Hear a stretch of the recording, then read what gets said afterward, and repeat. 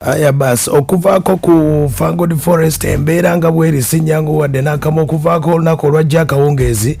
omuyimbi gwe bayita Champion Gudo embeera gy'alimu yeeraliikiriza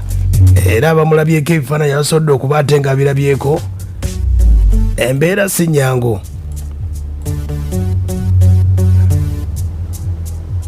Champion Gudo ono yakulira ebyokwerinda bya Kabira ke bayita Fangoni Forest ewa alien skin kati embeera yasobodde okuba ate nga atabuse ndowooza emaze ebbanga wiiki ndowooza nga 2 esobodde okuba ate nga zitambula nga bagezaako okunoonya ekituufu ekiruma omwana ono tebannakitegeera wadde n'akamu. Kati embeera yo nga bweri okusinziira ku ex ya mwana mulenzi ono gwe bayita Champion Gudo yavuddeyo ng'agamba yeebuuzizza ne lwaki ologa omuntu atayina ky'omwagaza. Kitegeeza nti mwana mulenzi ono gwe bayita Champion Gudo ate eddogo lyalumbye ku Fangoni Forest. Bw'oba ojjukidde bulungi nnyo nga wagoberako ebivulu ebyali mu festive season, ekivulu ekyali ekiwaatule alien skin yafuna obuzibu ng'ali ku stage. Kigambibwa nti Fangoni Forest bagirumbye endowooza abayimbi bagezezzaako okulaba amaanyi ga alien skin gyagajja ne balemererwa nga bomanyi nti okweraguza okuli mu bayimbi b'eggwanga Uganda toyinza kuba ate ng'okubuusa amaaso. Kati omukulu gwe bayita alien skin ne Champion Gudo bayise ku mutimbagano gwabwe ne beebuuza omwana omuto oba ologa waaki. Embeera bweri omwana yazimbye ku feesi agamba mutwe awulira ebizimba bimuluma buli kadde bagenze mu malwaliro tewali kibasobodde kuba ate nga bazuula.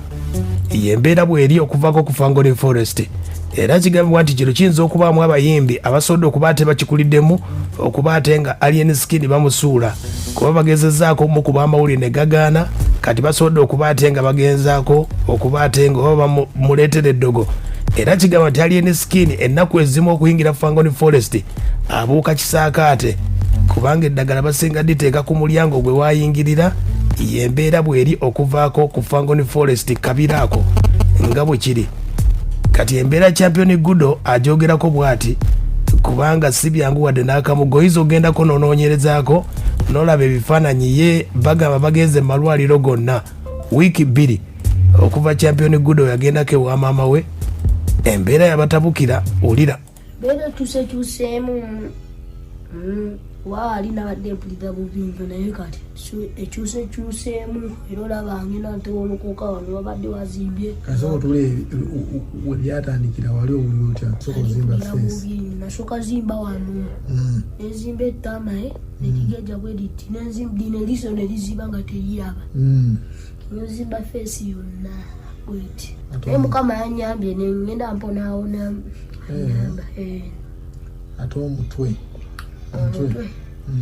omutwe gwo gubadde gulimu amabwa amati g'omutwe wali owulira otya ngeri gwali guzimba gwate kukuluma nga gunuma nga mpulira ebiwuuma. Okitegedde yoyo no Champion Gudo embeera eri ku kabira ke bayita Fangoni Forest sinyangu wadde n'akamu. Batandikidde ku mwana kuba alien skin ye bali mukuba ku boxing denga ali wa bebe cool ne performance nagikomya wakati ng'abagamba bannanga amaanyi sigawulira. Ne Champion Gudo embeera yiyo muganda gwe bayita swaba champ ategeezezza nti omwana obulumi bwalimu bwadde bwe buti awulira obulumi naye lwakuba kati ddagala lino lye bamuwaddewaddeko abo gwe bamuwaddewaddeko yamukakanyizaamu peyini kati tali bubi nnyo mwana agenda atereeramu okusinziira agenda atereeramu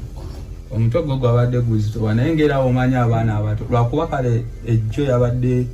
yasibye akaaba lunaku lwonna ng'akaaba bukaabi boye nga ngamba baaba mwana mpulira omutwe gunzitowa nga gumuluma ng'awulira n'ebintu ebigira omanyi obulira ng'ebintu ebikutambula mu mutwe we batyo nga byaŋŋamba baaba bino biki nga mugamba kati nga nange olwedde nga nange sirina kakodyo nga nange sirina kyakukola nga nange boyi nange kati nga ate nze nvaawo bubi ate nange nenkaabi ewalala nga sirina kiddako twagezezzaako eddagala lyonna twasasudde ssente biki naye ng'eddagala mwana terina kyerimukolako naye lwakuba kati era muzeeyi yamutambuliddeko. Aya basi